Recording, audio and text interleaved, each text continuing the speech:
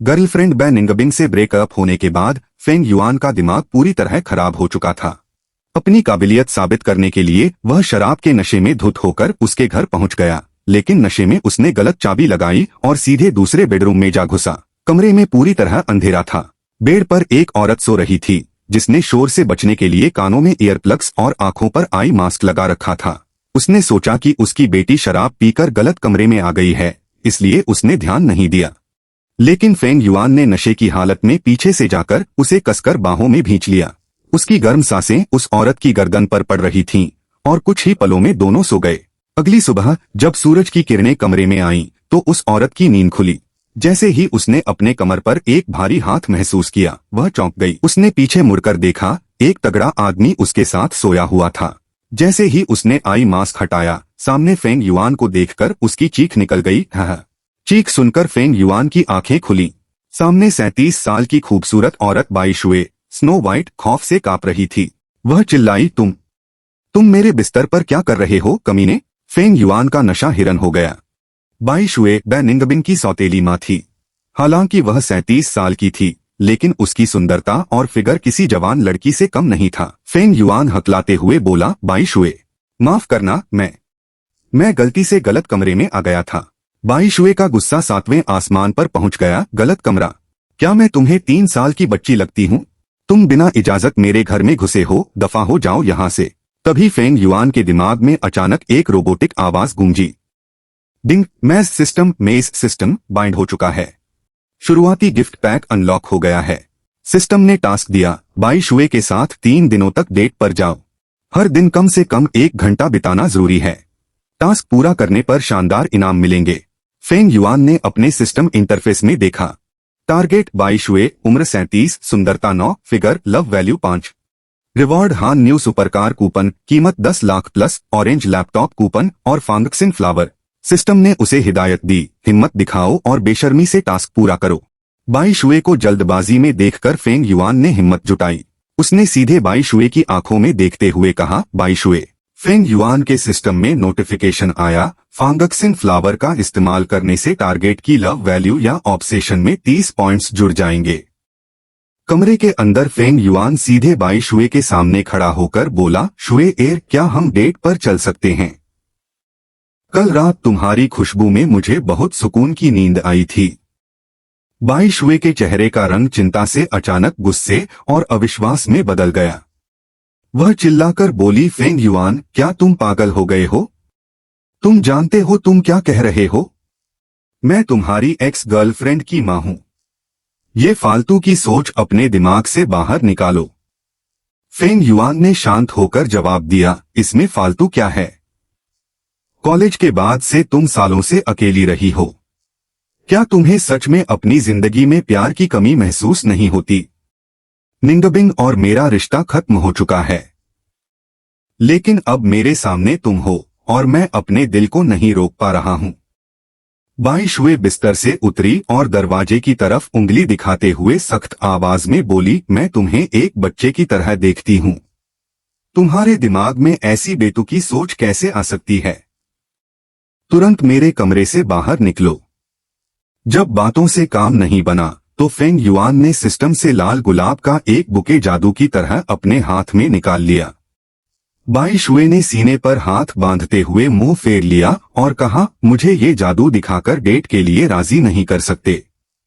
लेकिन Feng yuan की शानदार बॉडी और उसकी तरफ बढ़ाए खुशबूदार गुलाब देखकर बाई शुए खुद को रोक नहीं पाई।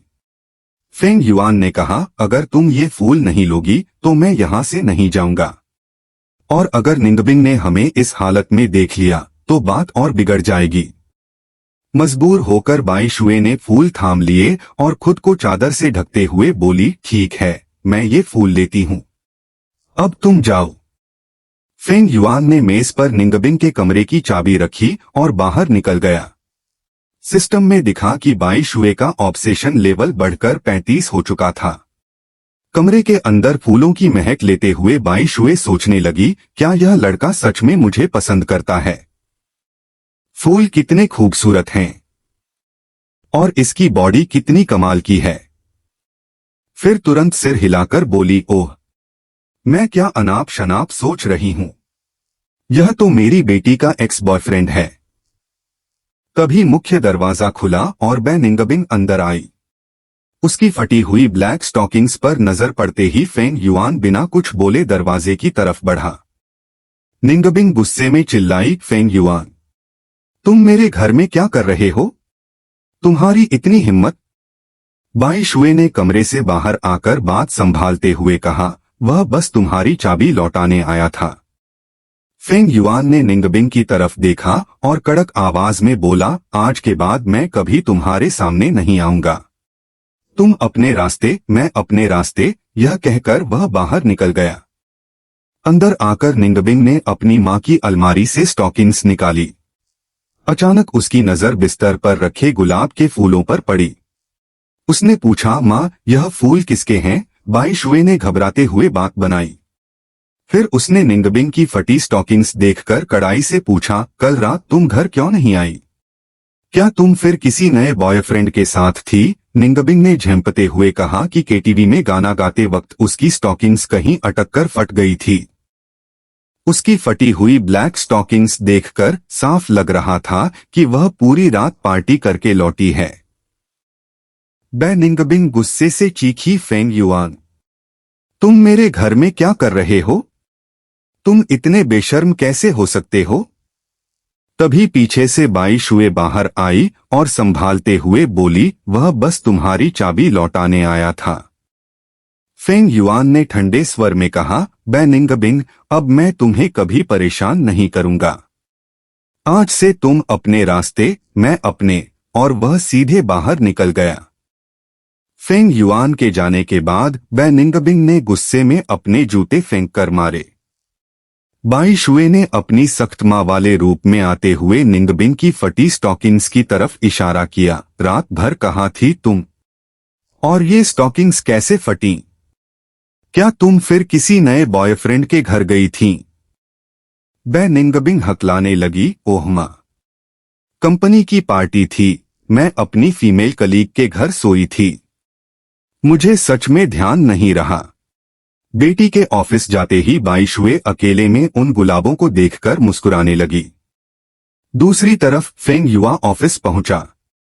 उसका ध्यान काम में नहीं बल्कि अपने सिस्टम पर था।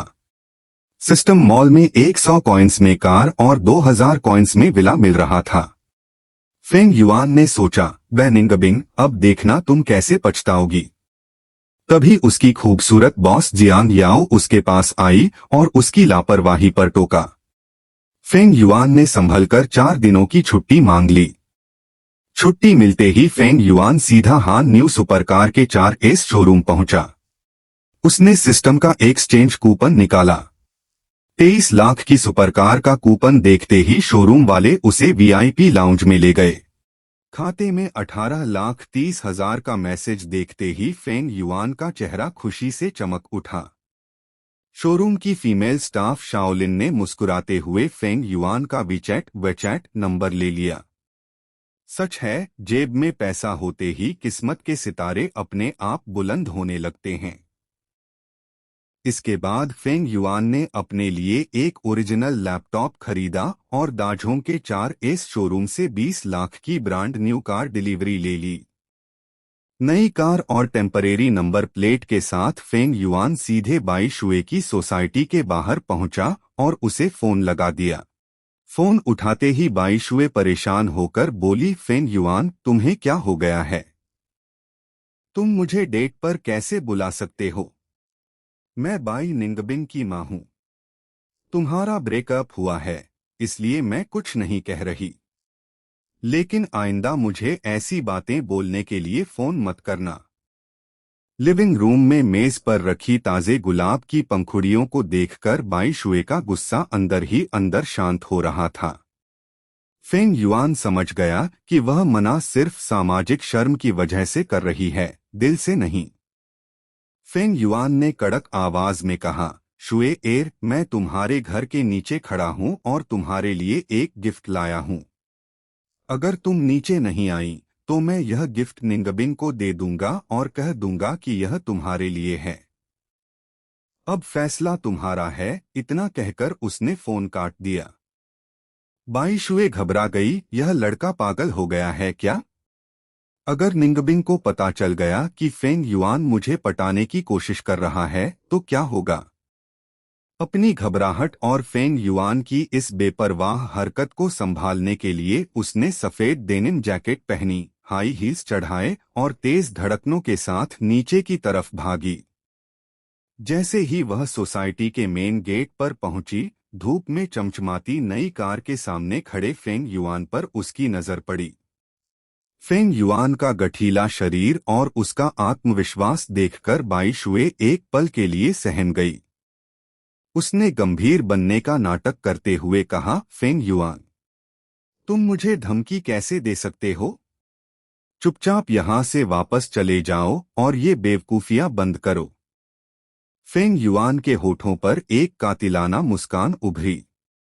उसने पैसेंजर सीट का दरवाजा खोला और बेहद प्यार से कहा, शुए एर, गाड़ी में बैठो। बाई शुए ने झिझकते हुए कहा, फेंग युआन, तुम्हारी सैलरी तो इतनी नहीं है। क्या तुम्हारी लॉटरी लगी है? फेंग युआन ने मुस्कुराते हुए कहा, गाड़ी में बैठो, साथ में लंच करते हैं, रास्ते में बात करेंगे। बाई शुए ने जोर जोर से सिर हिलाया, अरे पागल लड़के, मुझे अभी काम है। माना निंगबिंग बदल गई है, पर वो मेरी बेटी है। तुम इतने हैंडसम और मेहनती हो, तुम्हें कोई और अच्छी लड़की मिल जाएगी। बाई शुए ने पर्पल इनर के ऊपर सफेद निटेड शर्ट और सफेद हाई हील्स पहनी हुई थी। उसकी खूबसूरती, आकर्षण और सादगी देखकर फेंग युआन का मन और पिघल गया। बाई शुए असल में निंगबिंग से कहीं ज्यादा अट्रैक्टिव थी। फेंग युआन ने संजीदगी से कहा, बस एक खाना ही तो है। इसे अपनी बेटी से ब्रेकअप का हौसला देने का जरिया समझ लो। बाई शुए की आंखों में बेबसी आ गई, मैं सच में नहीं जा सकती।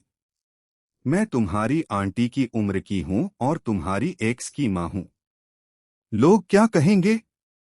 मुझे इस तरह शर्मिंदा मत करो। अगर तुम ऐसा करते रहोगे तो मुझे लगेगा तुम निंगबिंग से बदला ले रहे हो। फेंग युआन के होठों पर एक हल्की सी मुस्कान आ गई, हमने कोई चोरी तो नहीं की है। सिर्फ खाना ही तो खाना है। वैसे भी आजकल उम्र के फासलों वाले रिश्ते तो और भी ज्यादा एक्साइटिंग होते हैं। यह सुनते ही बाई शुए का चेहरा शर्म से लाल हो गया और वह अपने होंठ चबाने लगी, क्या एक्साइटिंग? बकवास मत करो। मुझे सच में काम है, देर हो जाएगी। फेंग युआन ने अपनी घड़ी पर वक्त देखा, अभी बहुत टाइम है, बस एक हल्का फुल्का लंच करेंगे। मैं वादा करता हूं तुम्हारे काम में देर नहीं होगी। यह कहते हुए फेंग युआन ने बाई शुए का हाथ पकड़ा और धीरे से उसे पैसेंजर सीट पर बिठा दिया। बाई शुए चौंक कर बोली, फेंग युआन, तुम यह क्या कर रहे हो? मैंने कहा ना, मैं नहीं जाऊंगी। धड़ाक, फेंग युआन ने कार का दरवाजा बंद कर दिया। वह घूमकर दूसरी तरफ से ड्राइवर सीट पर बैठा और तुरंत सेंट्रल लॉक लगा दिया। बाई शुए ने उसकी तरफ देखा, पर इस बार उसका विरोध ढीला पड़ चुका था।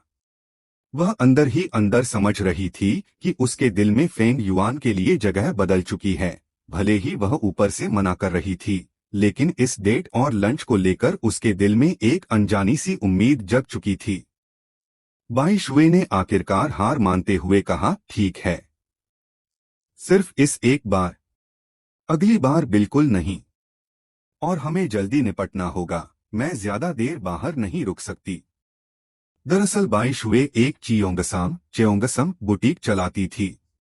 डिजाइनिंग से लेकर ड्रेस बनाने तक का सारा काम वह खुद घर से ही करती थी। बाई शुए की हाँ सुनते ही फेंग युआन के चेहरे पर जीत की मुस्कान आ गई।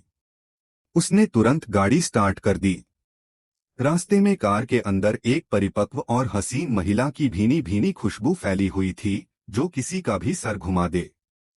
फेंग युआन ने मुड़कर बाई शुए को देखा। वह खिड़की से बाहर देख रही थी, लेकिन उसकी आंखों में हल्की सी घबराहट साफ दिख रही थी।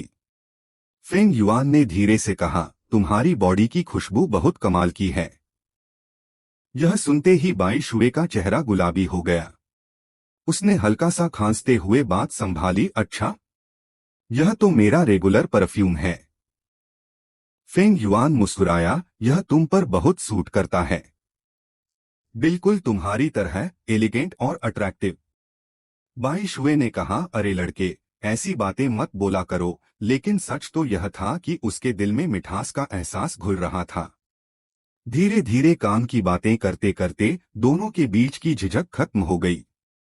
15 मिनट बाद कार एक बेहद आलीशान वेस्टर्न रेस्तरां के बाहर रुकी। फेंग युआन ने उतरकर बड़े अदब से बाई शुए के लिए गाड़ी का दरवाजा खोला। बाई शुए अपनी ड्रेस संभालते हुए बाहर आई। रेस्तरां की मध्यम रोशनी, सॉफ्ट म्यूजिक और लग्जरी माहौल देखकर वह दंग रह गई। फेंग युआन उसे खिड़की के पास वाली टेबल पर ले गया और मेन्यू कार्ड बढ़ाते हुए बोला, शुए ए, जो पसंद आए ऑर्डर करो, आज मेरी तरफ से पार्टी है। बाई शुए ने मेन्यू में कीमतें देखी तो उसकी आंखें फटी रह गईं। वह फौरन बोली, निंगबिंग ने तो बताया था कि तुम्हारी सैलरी सिर्फ 4000 है। यह जगह तुम्हारे लिए बहुत महंगी है। आज का बिल मैं पे कर देती हूँ। बाई शुए कितनी सीधी, दयालु और केयरिंग थी। ऐसी खूबसूरत महिला इतने सालों से अकेली कैसे रह गई। फेंग युआन ने मेन्यू पलटती हुई बाई शुए की आंखों में आंखें डालकर बेहद संजीदगी से कहा, शुए, मुझे लगता है कि मुझे सच में तुमसे प्यार हो गया है।